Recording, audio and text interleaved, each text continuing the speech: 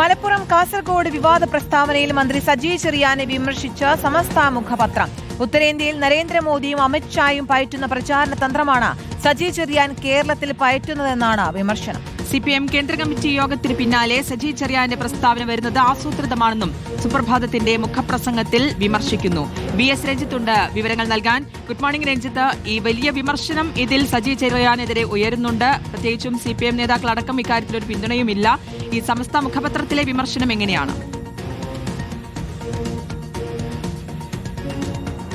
ശ്രുതി കീർത്തന സജി ചെറിയാനെതിരെ വലിയ വിമർശനം ഉണ്ട് എന്ന് മാത്രവുമല്ല, ഗുരുതരമായിട്ടുള്ള ആക്ഷേപങ്ങളും ആരോപണങ്ങളുമാണ് ആ മുഖപ്രസംഗത്തിൽ പറഞ്ഞു വെക്കുന്നത്.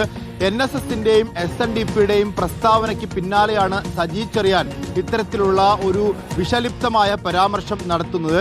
NSSും SNDPയും നടത്തിയ പ്രസ്താവന അത് CPMന്റെ കേന്ദ്ര കമ്മിറ്റി യോഗത്തിനു ശേഷമാണ് നടക്കുന്നത്. അതായത് CPM കേന്ദ്ര കമ്മിറ്റി യോഗത്തിൽ ആസൂത്രണം ചെയ്തതിനനുസരിച്ച് NSSന്റെയും SNDPയുടെയും നേതാക്കന്മാർ വർഗീയ വൈരമുണ്ടാക്കുന്ന പ്രസ്താവന നടത്തിയെന്നും അതിനെ തുടർന്ന് സജി ചെറിയാൻ അത്തരത്തിലൊരു പ്രസ്താവന നടത്തിയെന്നും അതേ പ്രസ്താവന തന്നെ നേരത്തെ AK ബാലൻ നടത്തിയിട്ടുണ്ടെന്നും ഇതൊന്നും യാദൃശ്ചികമല്ല, ആസൂത്രിതമാണ് എന്നും കേരളത്തിൽ CPM ഉണ്ടാക്കാൻ ശ്രമിക്കുന്ന ഒരു വർഗീയമായ ധ്രുവീകരണത്തിന് വേണ്ടിയുള്ള കോപ്പുകൂട്ടലാണ് എന്നും അവർ പറഞ്ഞു വെക്കുന്നു.